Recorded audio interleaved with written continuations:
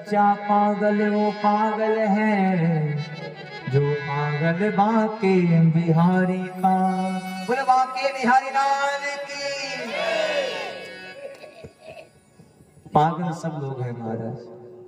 अगर आज कथा सुन करके कल आप मंदिर में भगवान की पूजा करना प्रारंभ कर दें, तो गांव वाले कहेंगे देखा खूब भक्ति बनता है, खूब भक्त बनता है। गांव वाले कहेंगे अरे बड़ी पुजारी बन रहे हैं, बड़ी पुजराइन बन रही हैं। गांव वालों की सुनेंगे तो कभी कुछ नहीं कर पाएंगे, कुछ नहीं कर पाएंगे। पागल सब लोग हैं। पागल बनना ही है तो भगवान के लिए बनिएगा, पागल बनना ही है तो प्रभु के लिए बनिएगा। क्यों? क्योंकि भगवान पागल नहीं, भगवान जो है लोगों को देखते हैं। इधर धीरे धीरे समय बीत रहा है।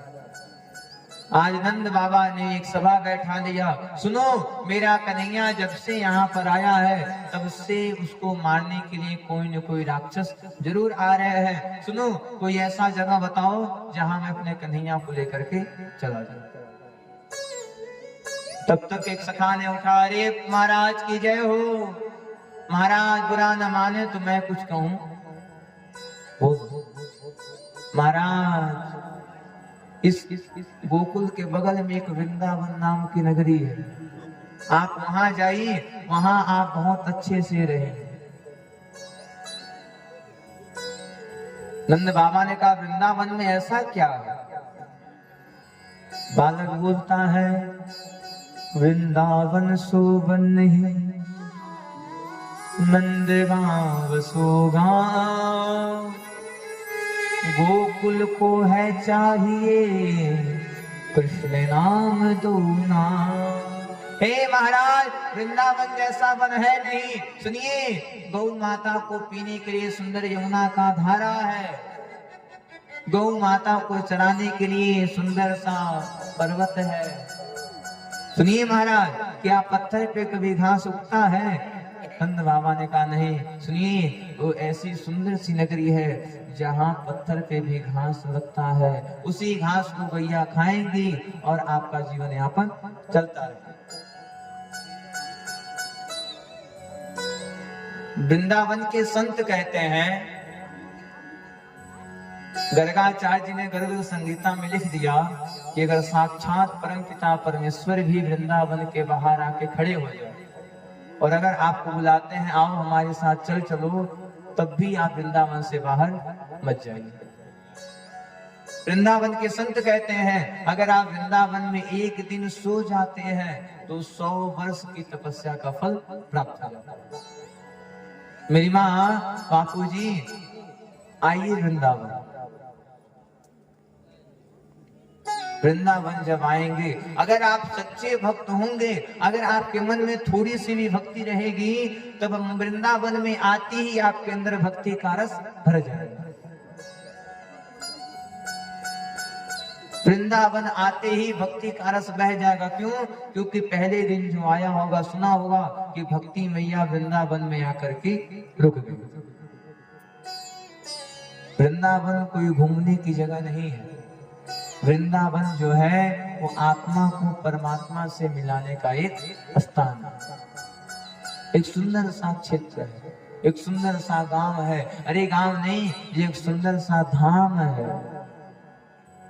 इधर सारे ग्वाल बाल एक साथ होते हैं और सारे ग्वाल बाल बैलगाड़ी पे बैठते हैं। इधर सारे लोग भगवान के साथ वृंदावन जा रहे हैं। अच्छा, कौन कौन वृंदावन चलना चाहते हैं? हाथ उठाइए। मन से चलेंगे वृंदावन, हाथ उठाते हैं और झूमते हुए चलना है। हो मेरी ओढ़ी चुनरिया तेरी पिया, हो मैं तुमको मनाऊंगी, बन के दीवानी बन के दीवानी कान्हा के वृंदावन।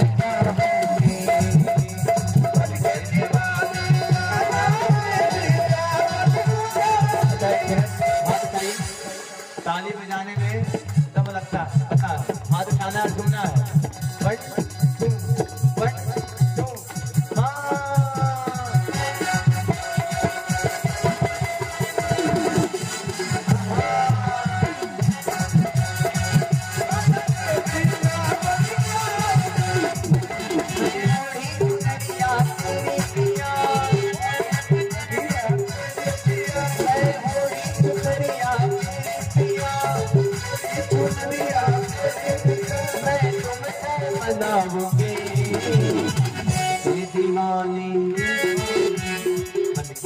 दीवाने आधा के वृंदावन जाओगे, दीवाने आधा के वृंदावन।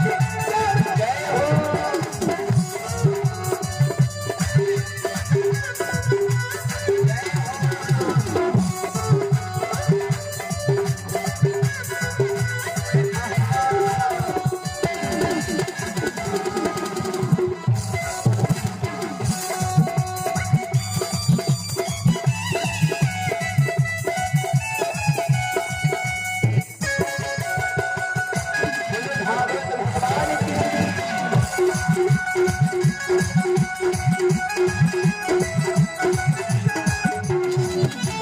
अब आप वृंदावन चल गए, अब क्या करेंगे?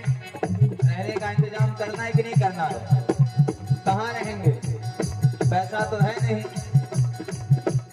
जमुना किनारे कुटिया बनाओ, जमुना किनारे कुटिया बनाओ, जमुना किनारे कुटिया बनाओ, जमुना किनारे कुटिया बनाओ। राधे राधे निस दिल गाओ, हरे कुटिया बनाओ, राधे राधे निस दिन गाओ।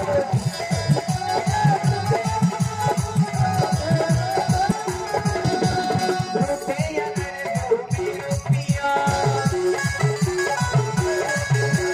रूठे अगर गोपी रूपिया, मैं उसको मनाऊंगी। आप बताइए, अगर पतिदेव रूठे हैं तो मनाना है कि नहीं मनाना? कौन कौन अपने पति को मनाता है? हाथ उठाइए। और कौन कौन अपने पति को मनाता है? हाथ उठाते। पति को मनाएंगे नहीं ना, पति देवता लेकर चलेंगे वृंदावन। हाथ उठाइए। अगर जो रूपिया, अगर जो रूपिया, मैं उसको मनाऊंगी। के जो दुनिया जोगनिया, के जो बनिया कान्हा की वृंदावन जाओगे,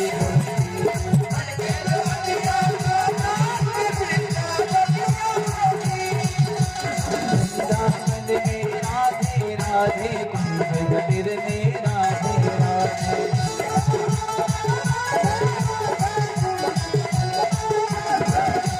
बरसाने में राधे राधे, गोवर्धन में राधे।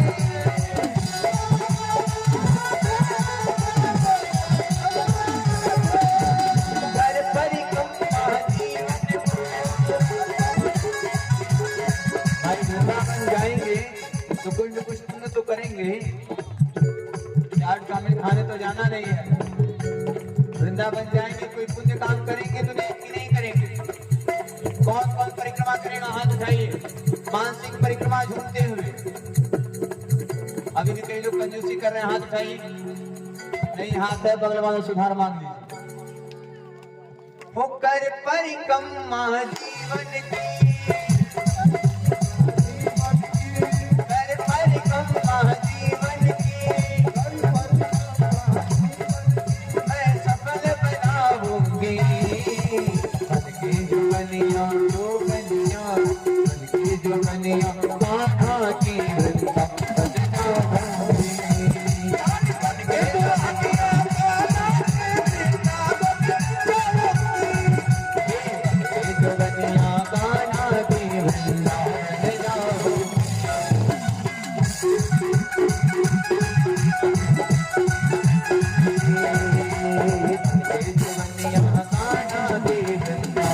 जाओगे।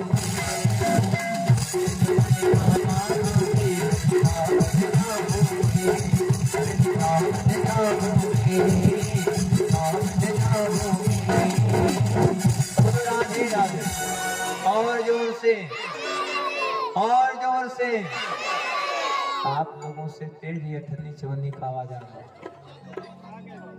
कई लोग कह रहे हैं आधे आधे, तो आधा यहाँ, आधा मन यहाँ, आधा मन पति देवता।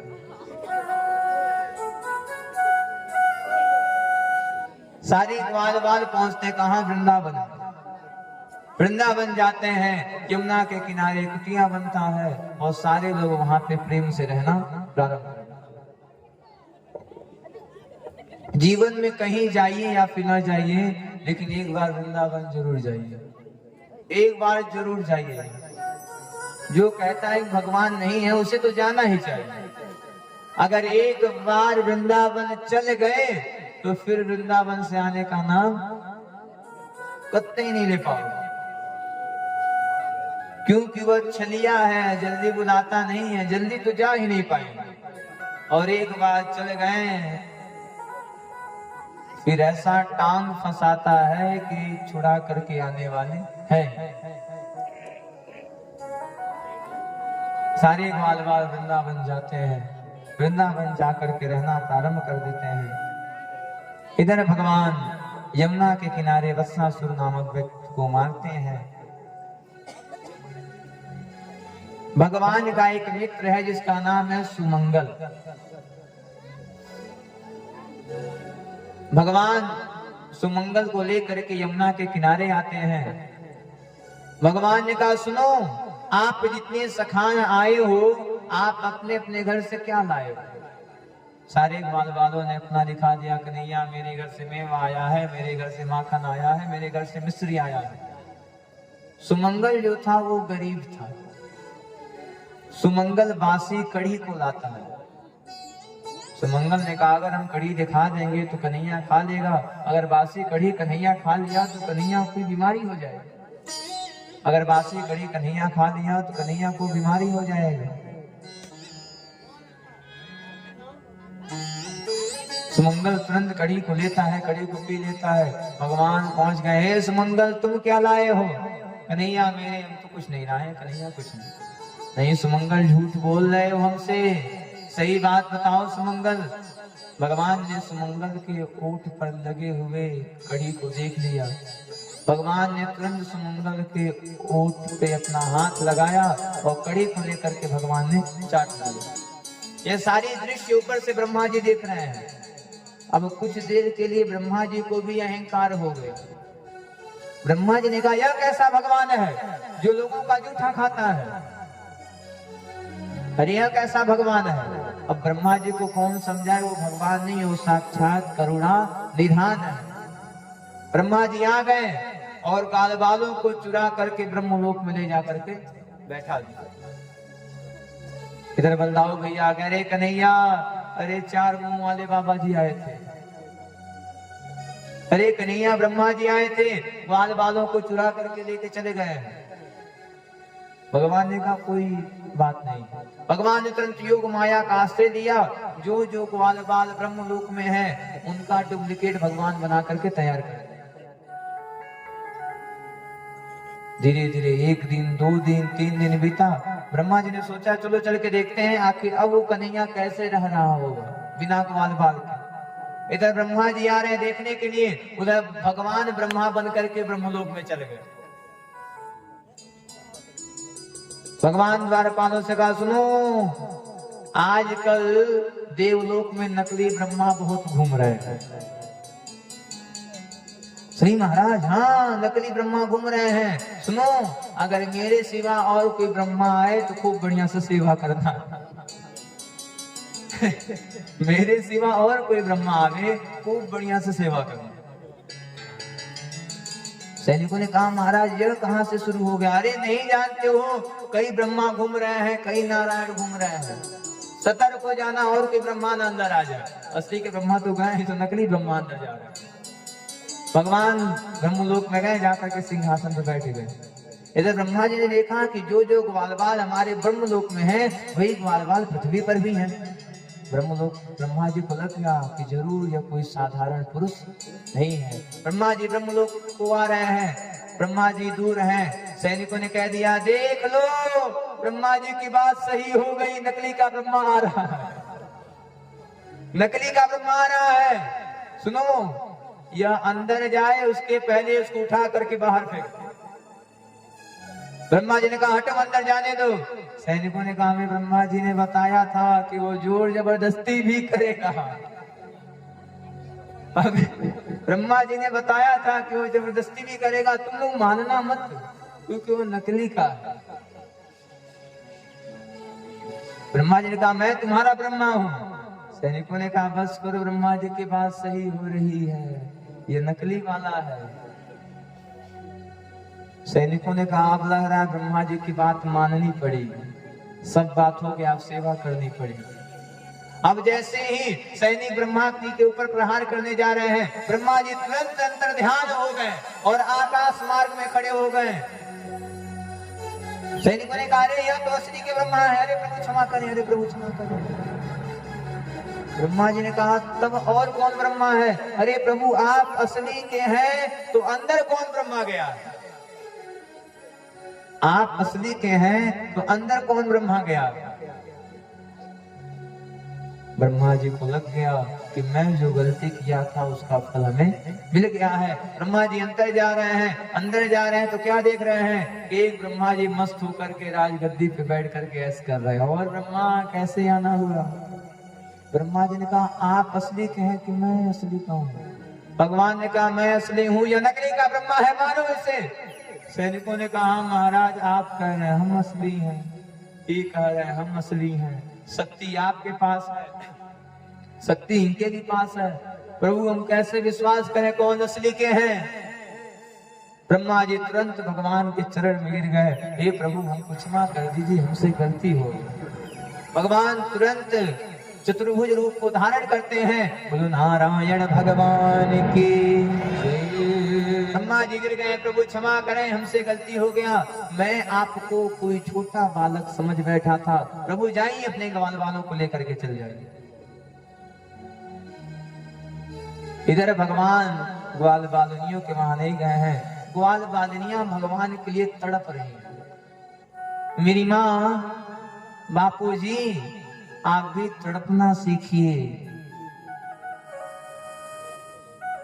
आप भी भगवान को अपना बनाना सीखिए।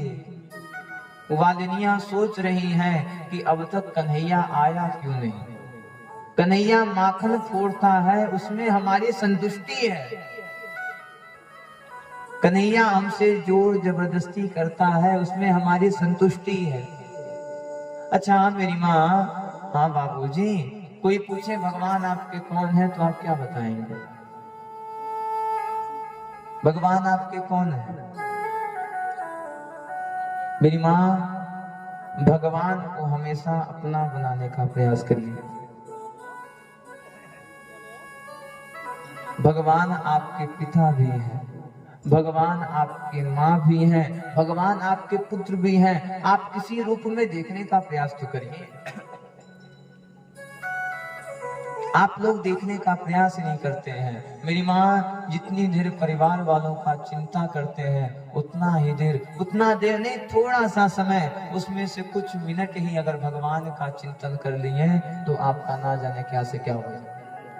हमने कल कहा था चिंता करेंगे तो टेंशन होगा, टेंशन करेंगे तो बीमारी होगा। अगर वही भगवान का चिंतन कर लिए तो आपको भगवान का दर्शन हो जाएगा। और एक बार भक्त को भगवान का दर्शन हो जाए उससे ज्यादा क्या चाहिए?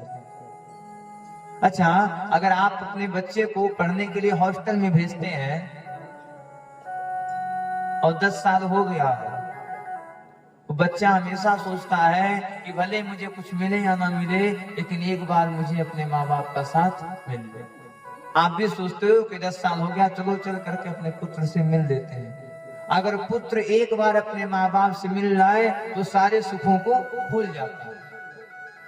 मेरी माँ, ठीक उसी प्रकार से अगर एक बार एक भक्त को भगवान का दर्शन हो जाए फिर उससे ज्यादा उसको क्या चाहिए? कुछ नहीं। इधर भगवान धीरे धीरे बड़े होते हैं, इधर भगवान धीरे धीरे बड़े होते हैं और धीरे धीरे बड़े होते हुए भगवान धेनुकासुर का उद्धार करते हैं। इधर ग्वाल बालों ने आकर कह दिया कन्हैया सुनो, यमुना जी में कम जाया करो, वहां पे कालिया नाग रहता है। भगवान ने कहा देखो मेरा जन्म हुआ है दुष्टों का उद्धार करने के लिए, और मैं जन्म हुआ है दुष्टों का उद्धार करने के लिए। भगवान जा रहे हैं, अपने मित्रों को पास बुला करके यमुना के किनारे कंदुकेन यानी कि बैट और बॉल खेल रहे, क्रिकेट खेल रहे। बॉल था सुमंगल का, भगवान की माया देखिए, क्या माया है भगवान का, क्या माया है भगवान की। सुमंगल ने कहा देख कन्हैया बॉल तो फेंक रहा है, अगर बॉल यमुना जी में गया तो तुझे नाना पड़ेगा। भगवान ने कहा बॉल लेते आए। बलदाव ने कहा कन्हैया ध्यान देना, यमुना में कालिया है, डस लेगा, बहुत खतरनाक है। भगवान ने कहा भैया चिंता मत करो, बॉल यहीं तक जाएगी। भगवान इतने जोर से बॉल को फेंकते हैं कि गेंद यमुना जी में जाकर के गिर जाती है। सुमंगल ने कहा हे कन्हैया मैंने तुझे पहले कहा था कि गेंद बाहर नहीं जाना चाहिए। सुनो जाओ मेरा गेंद लेकर के आओ, जाओ मेरा गेंद लेकर के आओ। भगवान ने कहा तुझे अब तेरा गेंद चाहिए, लो। भगवान दौड़ते जाते हैं, वो यमुना जी में दे छलांग, शोर मच गया। अरे कन्हैया यमुना जी में कूद गया, अरे कन्हैया उस कालिया नाग के घर में कूद गया। भगवान जा रहे हैं तो क्या देख रहे हैं, यह कालिया नाग खूब खर्राटा लेकर के सो रहा है। इसकी पत्नियां बगल में हैं। इसकी पत्नियों ने जैसे भगवान को देखा लगी सोचने कि आखिर यह बालक अब तक जीवित कैसे बच गए।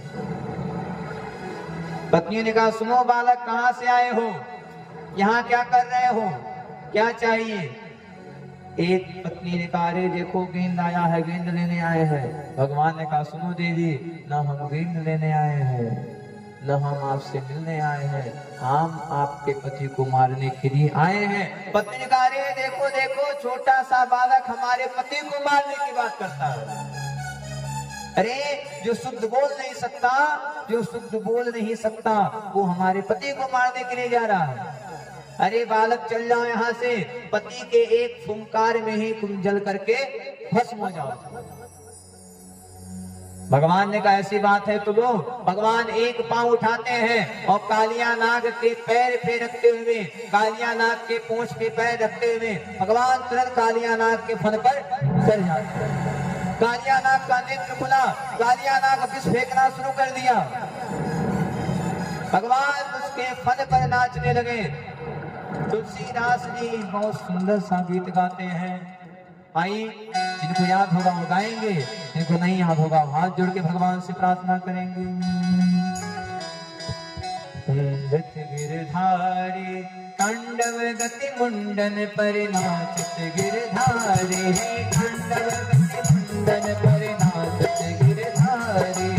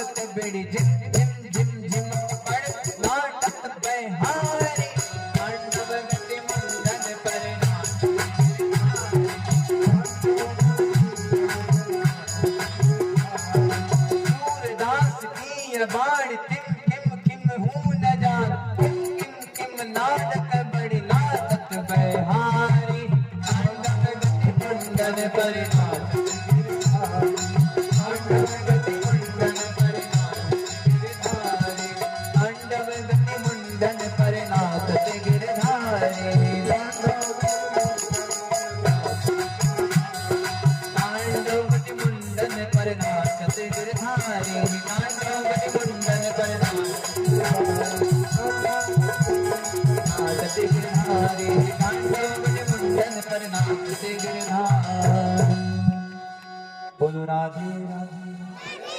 कह दिया तांडव गति मुंडन पर नाचत गिरधारी। भगवान लगे नाचने। कालिया ने कह दिया, हे प्रभु हम आपको पहचान लिए, प्रभु क्षमा करिए। भगवान ने कहा, बताओ यमुना जी के पानी को दूषित क्यों किए हो? तुम्हें पता होना चाहिए इसी पानी को गैया मैया पीती हैं, यहाँ पर क्यों आए हो?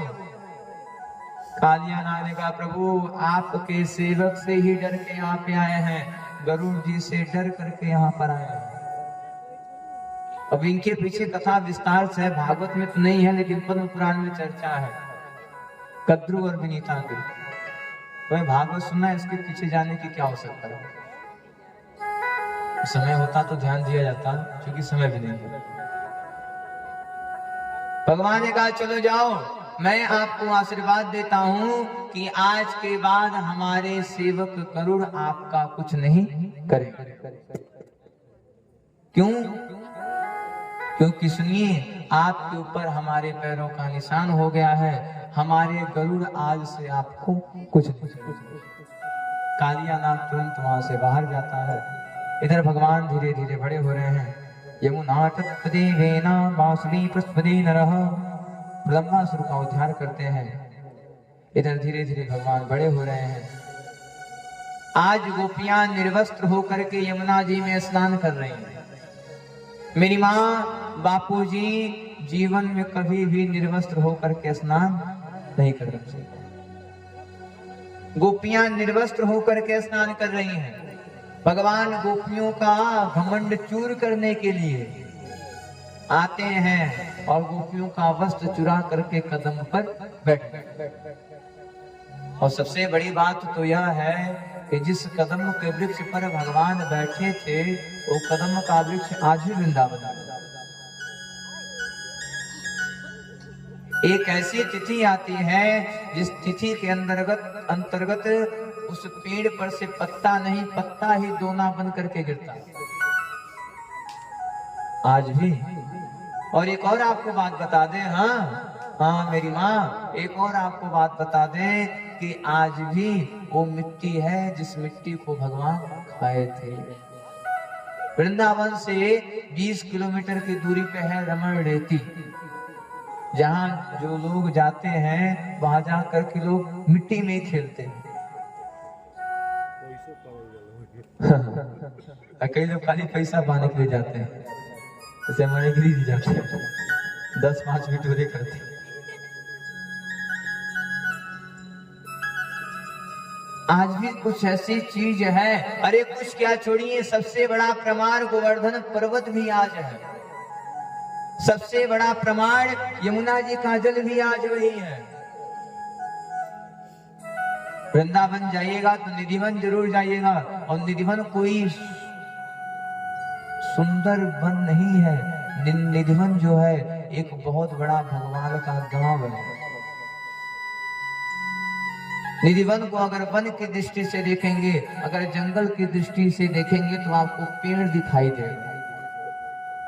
वृंदावन के संत कहते हैं कि आज भी भगवान वहां पर आते हैं और आज ही आकर के रास रचते हैं। और जितनी वृक्ष की लताएं इधर उधर घूमती हैं, जितनी वृक्ष की तलाएं घूमी हुई हैं, वो सारी गोपियां हैं। गोपियां रात भर भगवान के साथ रास रचती हैं। भगवान जैसे ही उनके बीच से अंतर्ध्यान होते हैं, गोपियां जिस अवस्था में रहती हैं उसी अवस्था में पेड़ बन जाते हैं। भगवान आज भी कई अच्छे साइंटिस्ट आ गए, कैमरा लग गया, कैमरा लग करके फूट जाता है। वहां तक मत देखिए। लोग कहते हैं भगवान नहीं है, अरे भगवान नहीं होते तो आपके जन्म से पहले आपके भोजन का इंतजाम नहीं करते। मेरी माँ, मानो तो देव, न मानो तो पत्थर, मानिए तो भगवान, नहीं मानिए तो कुछ नहीं। मानिए तो यहाँ कथा हो रही है, न मानिए तो कुछ नहीं। मानिए तो आपका परिवार, मानिए तो आपका पति, नहीं मानने तो कुछ नहीं। विश्वास ही सबसे बड़ा कर्तव्य है। विश्वास ही सबसे बड़ा धर्म है। जहां विश्वास हो जाता है वहां धर्म भी चलना शुरू हो जाता है। जहां विश्वास खत्म वहां धर्म भी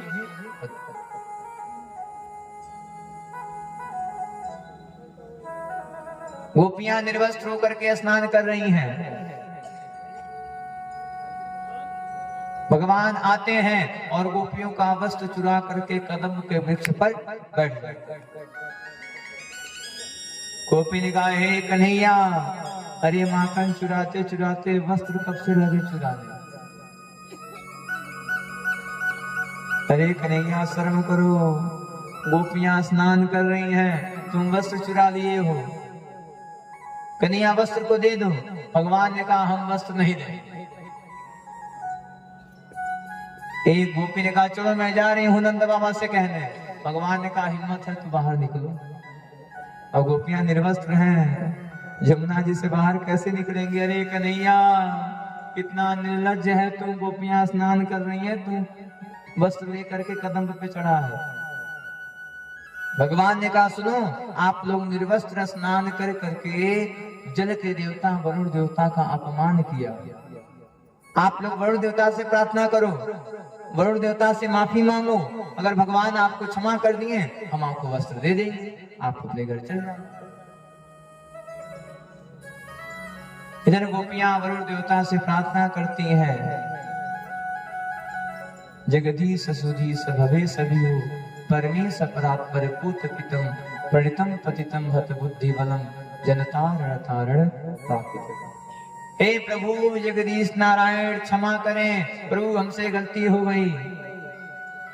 भगवान गोपियों को उनका वस्त्र देते हैं और वहां से जाने का प्रयास करते हैं। गोपियों ने कहा, हे कन्हैया,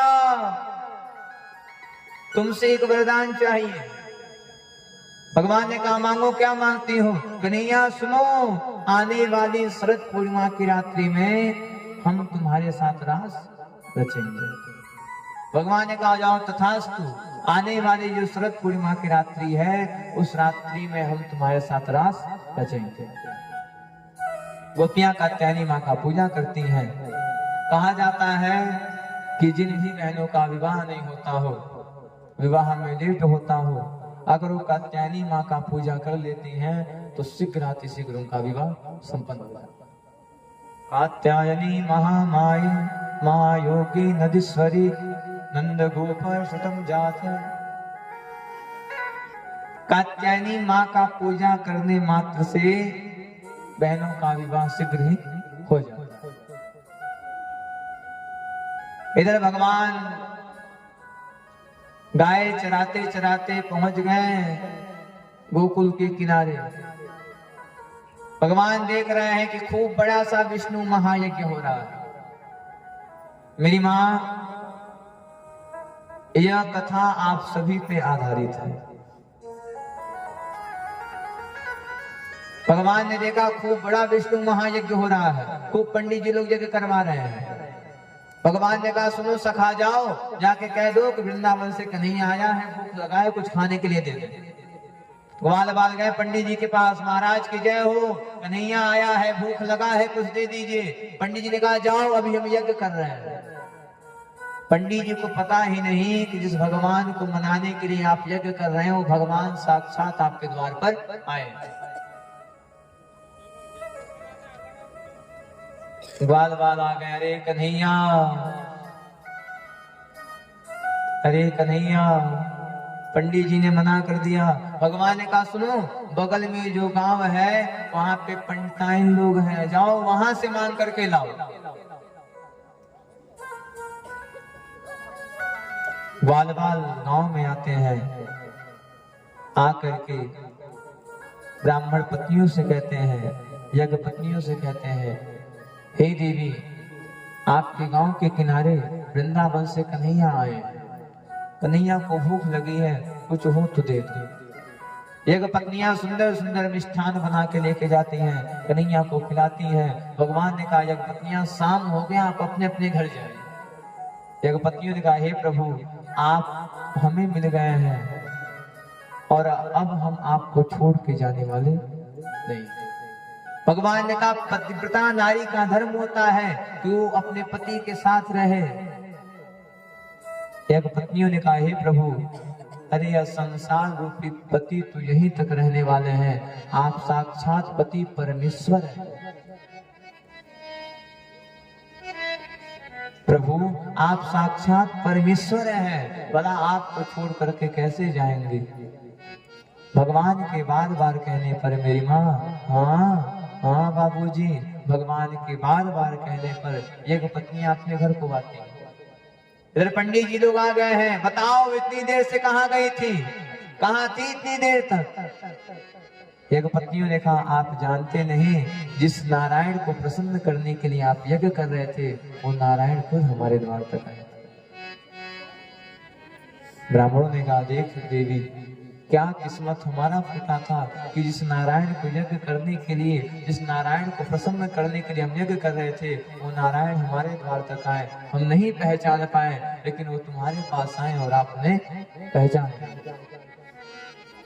मेरी माँ, इसीलिए हम कहा करते हैं कि कब कहाँ कौन आ जाए, किस भेष में नारायण मिल जाए, कोई जानने वाला।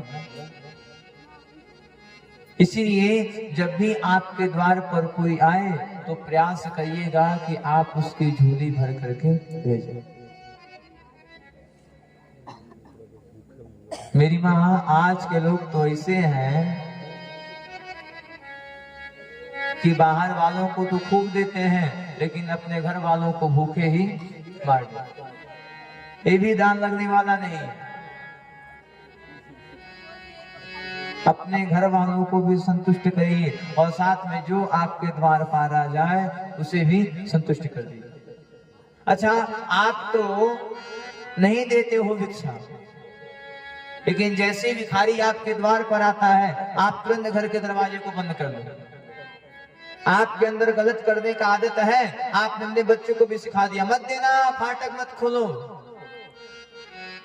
भाई, जैसा आप सिखाएंगे अपने बच्चे को, वही कर्म आगे करके वो चलेगा। भगवान को हमेशा धन्यवाद दीजिएगा कि भगवान ने आपको देने वालों की श्रेणी में पैदा किया है। अगर लेने वालों की श्रेणी में पैदा किया होता तो आपको भी इधर भटकना पड़ता। और सुनिए, कोई भी जानबूझकर किसी के द्वार पे नहीं जाता। गरीबी से बड़ा अभिशाप कोई नहीं। सबसे बड़ा गरीबी होता है अभिशाप। गरीबी से बड़ा श्राप कुछ है।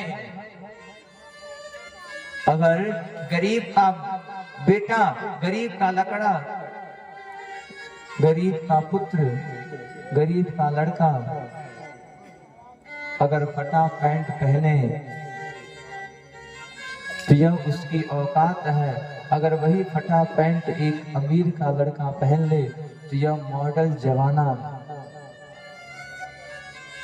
गरीब का लड़का अगर फटा पैंट पहनता है तो यह उसकी औकात है। अगर अमीर का लड़का फटा पैंट पहनता है तो यह फैशन है।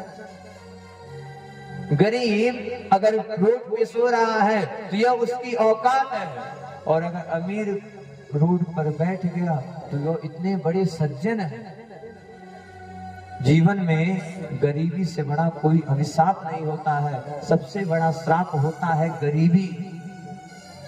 हे भगवान, किसी को कुछ देना या ना देना, लेकिन गरीबी मत देना। क्यों? क्योंकि वो गरीबी में भी रिश्तेदार भी फोन से हाल चाल लेना बंद कर देते हैं, जो अमीरी में आपके खास बने रहते हैं। छूट जाता है हर वो रिश्ता जो दौलत में पास रहता है। सारा रिश्ता खत्म हो जाता है गरीबी में। ये रिश्तेदार वाले भी आपके पास फोन करना तक बंद कर देते हैं। अरे फोन करेंगे तो उधार मांगेगा, पता नहीं उधार चुका पाएगा कि नहीं चुका पाएगा। गरीबी से बड़ा कोई अभिशाप नहीं है। किसी को कुछ मिले या ना मिले, लेकिन हे भगवान, जीवन में कभी भी किसी को गरीबी मत दे। एक गरीब किस रास्ते को, किस समय को देखते हुए आपके दरवाजे पे गया है, आपका कर्तव्य बनता है कि आप उसकी इच्छा को पूर्ति करें। कोई नहीं चाहता है कि हम किसी के द्वार पर जाकर के हाथ पसारें, चाहे वो छोटा रहे चाहे वो बड़ा रहे। मेरी माँ, कोई भी नहीं चाहता है कि वो किसी के आगे हाथ पसारे। मेरी माँ, वो हाथ नहीं पसारता है, उसका समय उसे हाथ पसारवा दे। जीवन में गरीबी से बड़ा कोई अभिशाप नहीं है। अगर वो आपके दरवाजे पे आया है तो आपसे अगर एक मुट्ठी अनाज का मांग कर रहा है तो उस एक मुट्ठी अनाज में उसका 5 परिवार चलेगा। आपके एक मुट्ठी अनाज से उसका 5 परिवार आज अच्छे से भोजन कर लेगा। और अगर भगवान ने आपको उस लायक बनाया है तो आप मदद करिए। मेरी माँ, मंदिर में भगवान मिलेंगे कि नहीं मिलेंगे ये किसी को नहीं पता है, लेकिन नर में नारायण मिल जाते। नर में ही नारायण का दर्शन करिए, अपने लोगों में ही भगवान का दर्शन करिए। अगर आपको भगवान ने उस लायक बनाया है तो आप लोगों का सहयोग करिए। अगर कहीं भगवान ने आपको देने वालों की श्रेणी हटा करके लेने वालों में पैदा कर दिया होता तो क्या करते? आप भी दर पे दर जाके भटकते और आपको भी मांगना होता, आप भी मांगते। भगवान का बार बार धन्यवाद करिए, हे प्रभु आपकी कृपा हो गई, आपने हमें देने वालों की श्रेणी में पैदा किया। अगर लेने वालों की श्रेणी में पैदा किया होता तो ना जाने क्या से क्या होता। अगर भगवान ने आपको दिया है तो आप सहयोग करिए। आप अपने तो नहीं करते, साथ में अपने बच्चों को मना करते हो, रुक जाओ, बंद करो दरवाजा, मना कर दो, कोई नहीं है। अगर आज आप किसी को कुछ नहीं दिए हैं तो जान जाइएगा जो आज अमीर है उसे कल गरीब बनना है। घड़ी आप लोग देखे होंगे,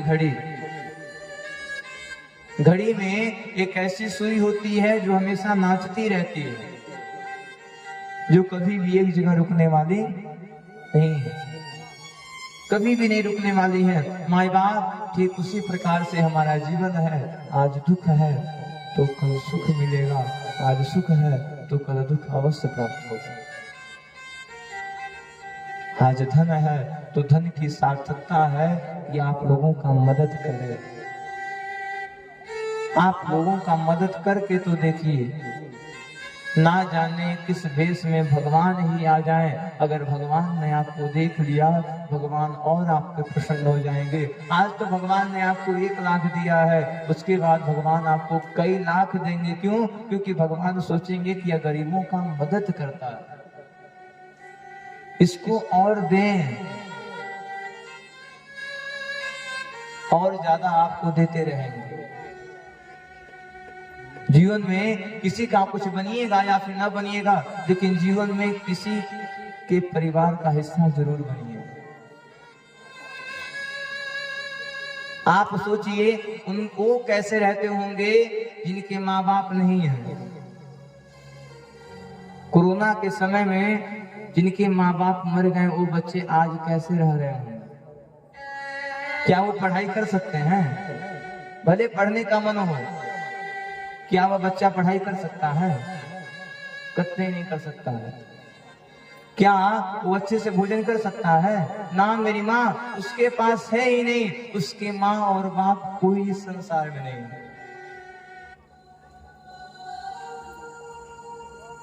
जीवन में कुछ करिएगा या फिर मत करिएगा, लेकिन किसी का हाथ जरूर पकड़िएगा।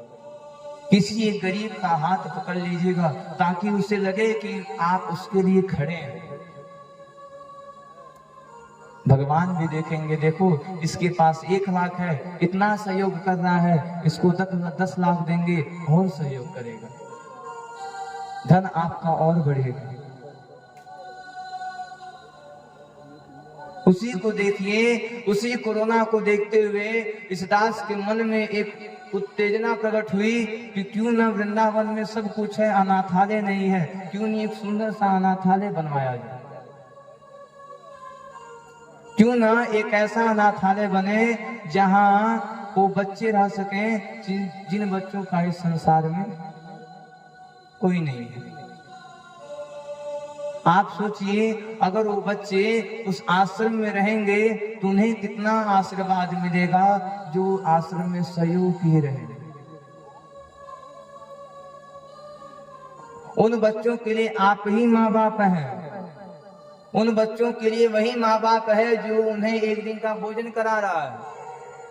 उन बच्चों के लिए वही भगवान है जो उन्हें रहने के लिए एक छत दे रहा है। अगर आप किसी को रहने के लिए एक छत देंगे तो भगवान भी आपके छत को और मजबूत बनाएंगे। मेरी माँ, वृंदावन में सब कुछ है लेकिन अनाथालय नहीं।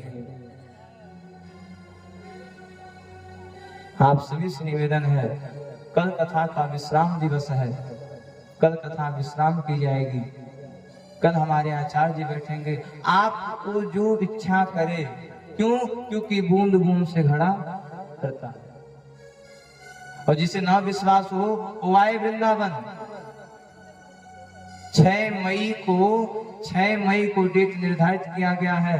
6 मई को वृंदावन में भूमि पूजन का कार्यक्रम संपन्न कराया जाएगा।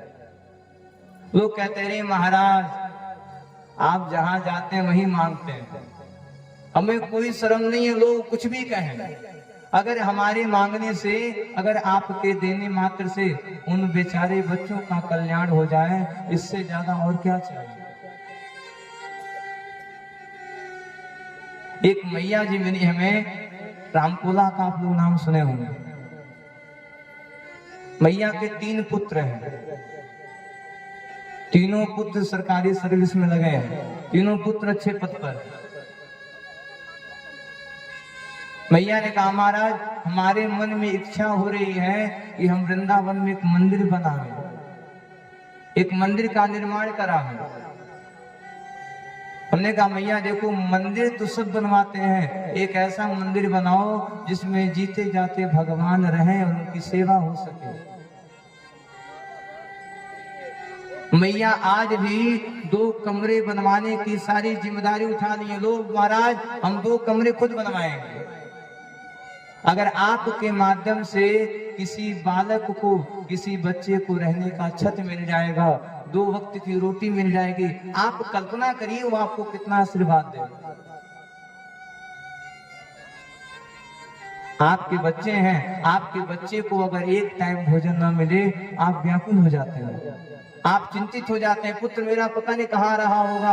बारिश में अगर बेटा चौराहे पर रुक जाए तो बाबूजी लोग को टेंशन हो जाता है, अरे बेटे बारिश में कैसे आएगा। थोड़ा कल्पना करिएगा वो बच्चे कैसे बारिश में रहते होंगे जिनको कोई पूछने वाला है। और अगर उन बच्चों को रहने के लिए आप छत देते हैं, 2 वक्त की रोटी देते हैं, तो बच्चे कितना आशीर्वाद देंगे आप। जो व्यक्ति नर में नारायण का दर्शन करता है वही भगवान का भक्त कहलाता है। अन्नदान सबसे बड़ा दान माना जाता है मेरी मां। अभी जनवरी में कब हुआ था अन्नदान अयोध्या में? जनवरी में 1000 संत महापुरुषों को, नहीं विश्वास है यूट्यूब पे देखिएगा अंशुमानाचार्य सर्च करके, 1000 संतों को आप सभी लोगों के माध्यम से, आप ही जैसे अनेक लोगों के माध्यम से भोजन भंडारा कराया गया, उन्हें कराया गया जिनका इस संसार में कोई नहीं है। 200 महिलाओं को वस्त्र दिया गया, उन महिलाओं को वस्त्र दिया गया, उन वृद्ध माताओं को वस्त्र दिया गया जिनका संसार में कोई नहीं, जिनके पुत्र हैं फिर भी उनको रोड पे ले जाकर के छोड़ दिए। आप सोचो जिन जिन लोगों ने उनको पहनने के लिए वस्त्र दिया होगा, क्या उन्हें आशीर्वाद नहीं लगा होगा? जो एक वस्त्र को पहन करके एक साथ रह रहा है और आप उनको एक वस्त्र दे दो, क्या उनके चेहरे पे मुस्कान नहीं आएगी? मुस्कान आई तो क्या वो आपको आशीर्वाद नहीं देंगे?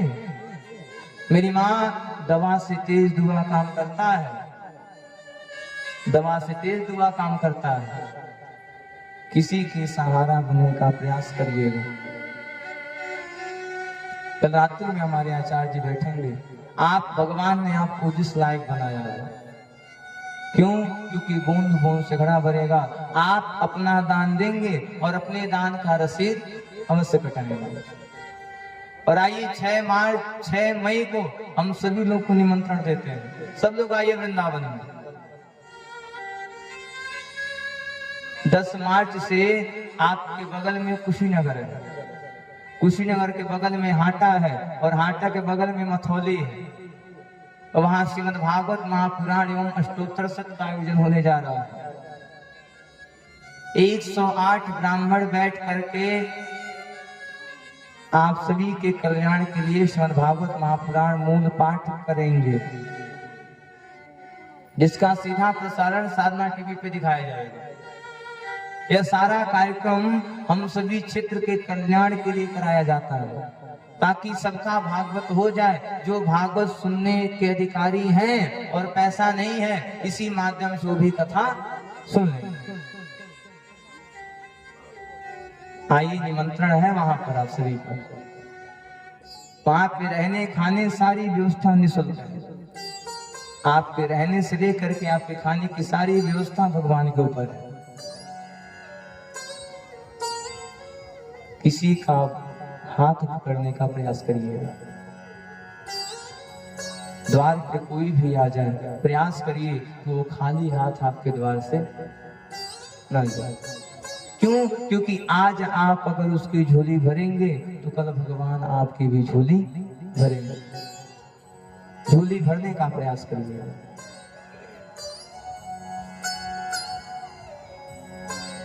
इधर धीरे धीरे समय बीत रहा है, भगवान धीरे धीरे बड़े हो रहे हैं। पुष्पावाश्वदेवीनां कथानां वश्वती सुता। इधर भगवान धीरे धीरे बड़े हो रहे हैं और धीरे धीरे भगवान लीला कर रहे हैं।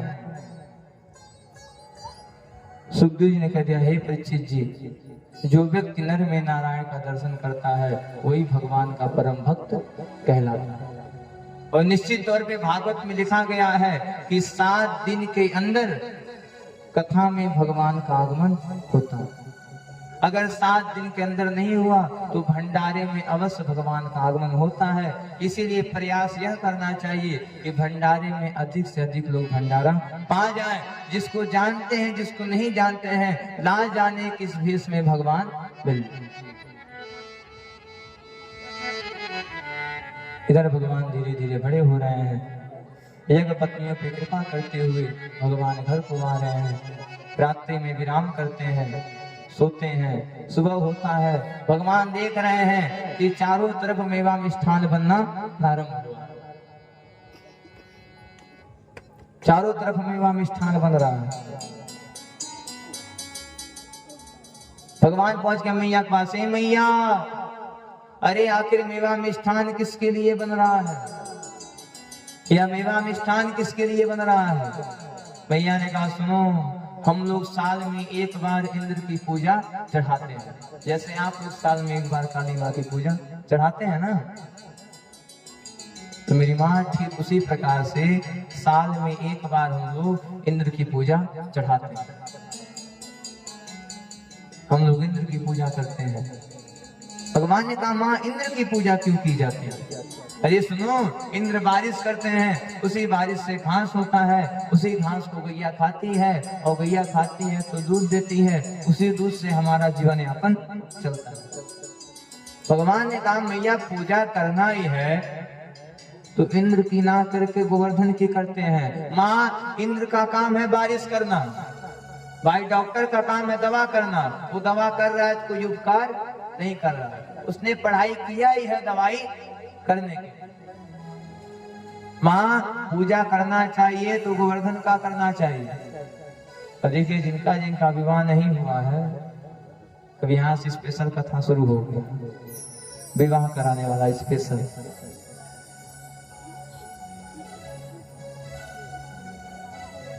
भगवान ने कहा, माँ, कभी पत्थर पे दूबा जमता है, कभी पत्थर पे दूबा उगेगा ना पुत्र।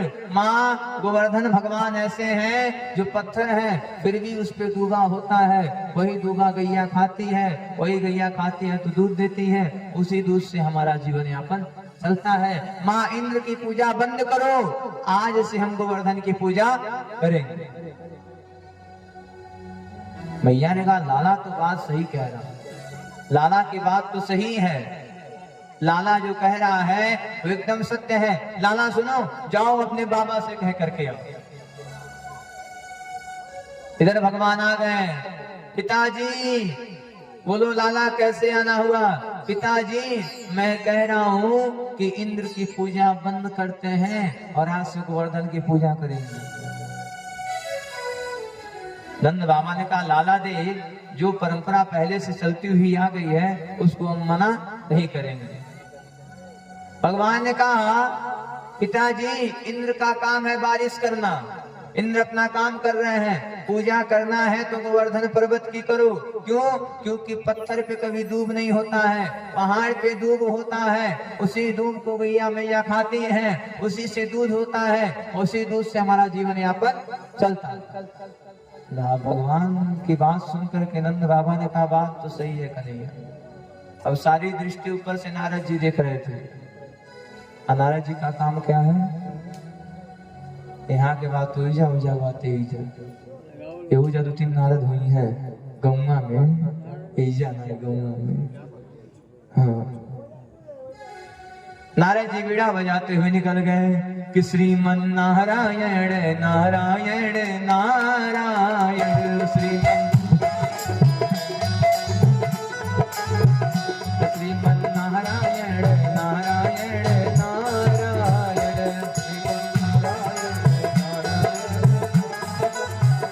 भजमन नारायण नारायण नारायण,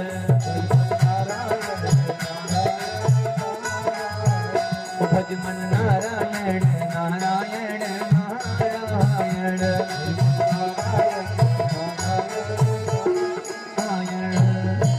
गुरु भागवत भगवान की। नारद जी पहुंच गए। इंद्रदेव की जय हो, इंद्रदेव की जय हो। अरे इंद्र देवता, अरे नंद का छोरा आपका पूजा बंद करा दिया, गोवर्धन की पूजा करा रहा है। अब तो आग लग गया महाराज, घबराइए मत, भोग का समय आ रहा है। अब कितने नसीबे में कहा आपो के मिली, घबराएगा मिली थी, मिली सब जने के मिली। कह जाए कि पता न पाले जी उठाए हुए। हाँ तो हम मिली, बड़ा बड़ी मिठाई जरूर देगा।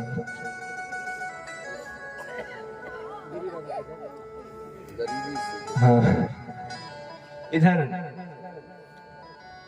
भगवान जो है ग्वाल बालों को लेकर के निकल जाते हैं, गोवर्धन पर्वत के पास जाते हैं। नंद बाबा ने कहा, हे कन्हैया, तुम्हारा भगवान तो दिख रहा है, लेकिन पूजा कराने के लिए पंडित की आवश्यकता पड़ेगी। पंडित कहाँ से बुलाया जाए? भगवान ने कहा, जाए टेकुआ सुनील बाबा को बुला ले आए। तिवारी जी भगवान ने कहा, आप नहीं कहा था टेकुआ के बाप कहा था। हाँ, तो याद नहीं बाने हमें कि कहते हैं उतरा बाबा तब बतावा था। कहा जाए लक्ष्मीपुर नंदलाल बाबा या मिली है, नहीं चल जाए दुलहू ग्राम सभा में वीरेंद्र बाबा आए।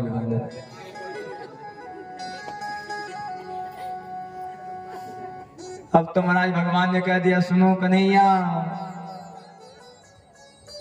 सुनो बाबा, मैं खुद पंडित के रूप में हूँ, मैं खुद पूजा कराऊंगी। अच्छा, भगवान का लीला देखिए, गोवर्धन भगवान है और पुजारी भी भगवान है, एक ही रूप में पूजक पूजावत। रूप एक ही है, लेकिन वही रूप पूजा कर रहा है, वही रूप पूजा ग्रहण कर रहा है। भगवान ने कहा, जन्म समर्पयामि। अब 7 कोस के गोवर्धन पर्वत है, तो एक बूंद जल से कुछ होने वाला है। अरे कन्हैया, तुम्हारे भगवान बहुत बड़े हैं। कन्हैया ने कहा, इसलिए 56 प्रकार का भोग बनवाए।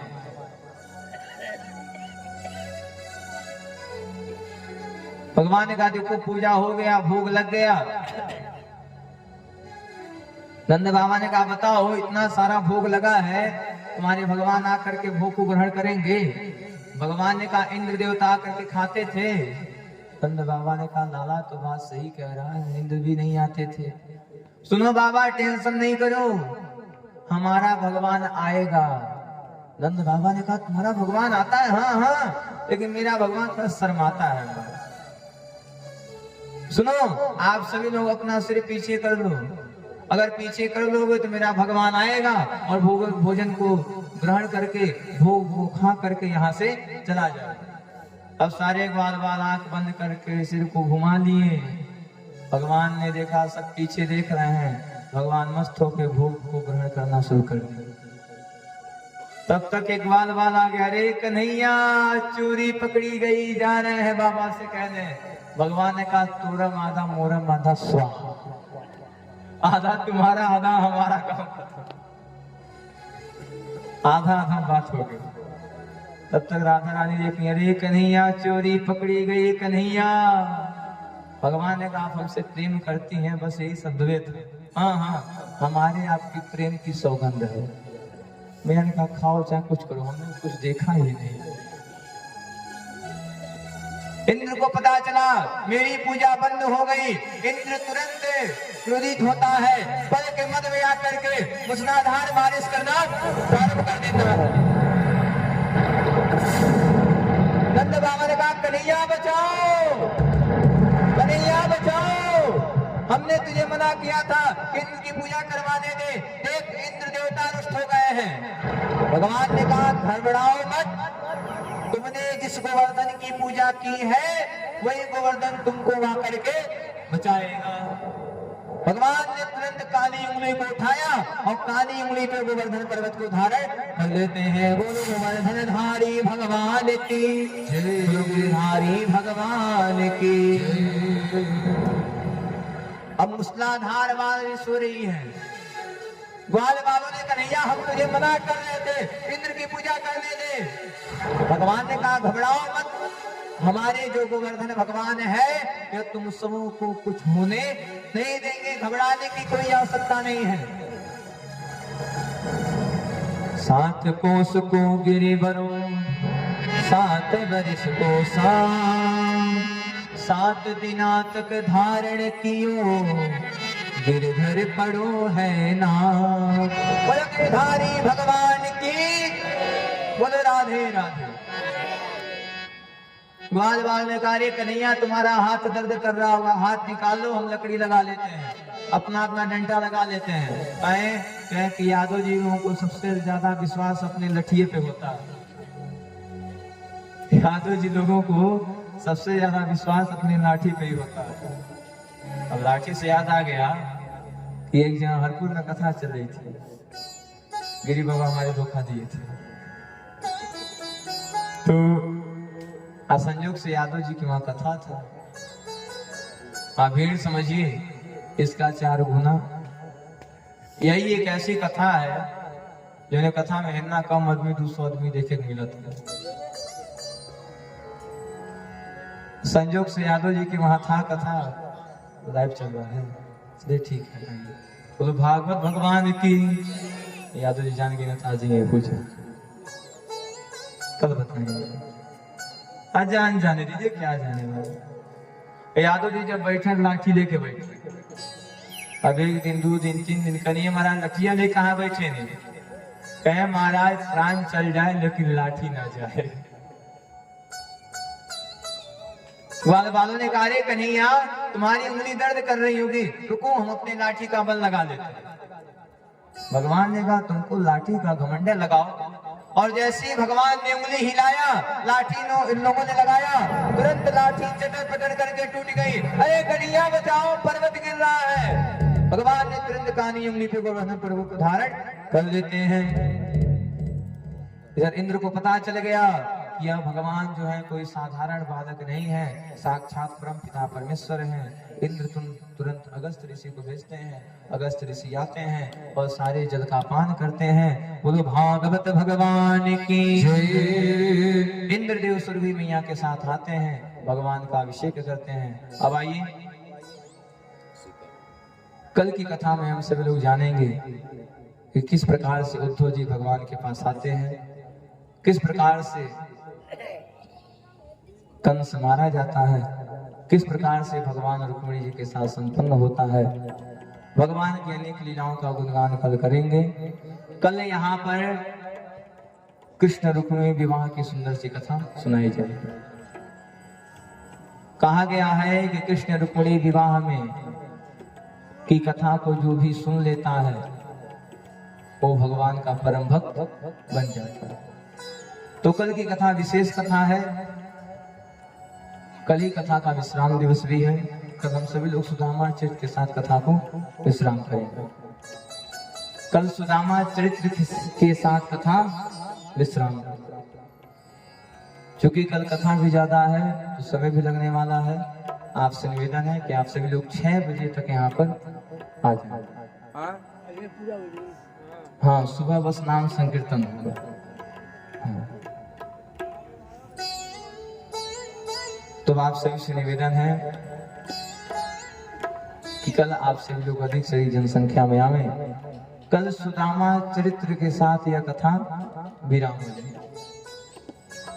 कल रुक्मिणी और कृष्ण की सुंदर सी झांकी दिखाई जाएगी।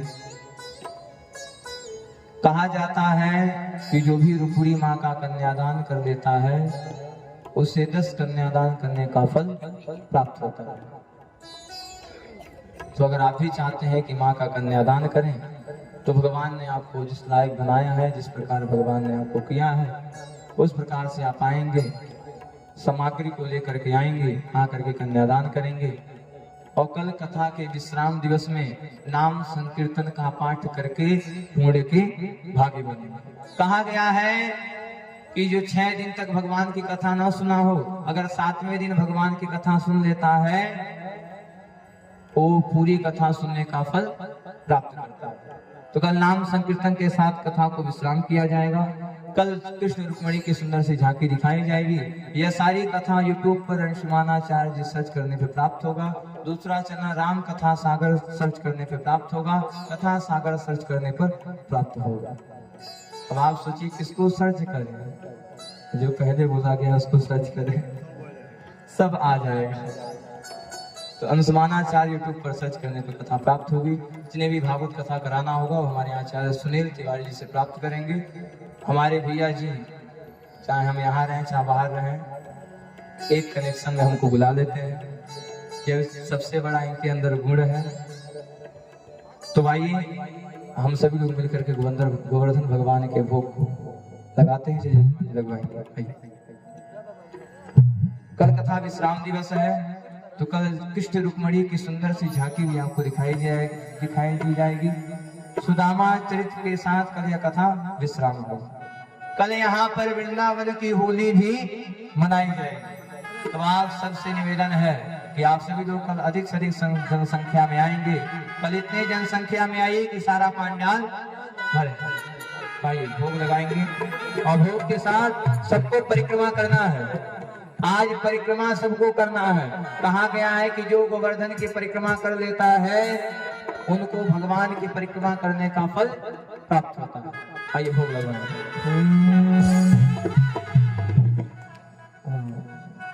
त्रियंबस्तु गोविंदं तुभ्यमेव समर्पये गृहाणाम सब गो भूत्वा प्रसीद परमेश्वरी। भगवान ने आपको जिस लायक बनाया है, जिस प्रकार किया है, आएंगे उस प्रकार से दान करेंगे, क्योंकि दान देने से दान घटने वाला नहीं है। आइए जो नाइट 500 लेते आइए। ओम भागवत भगवान की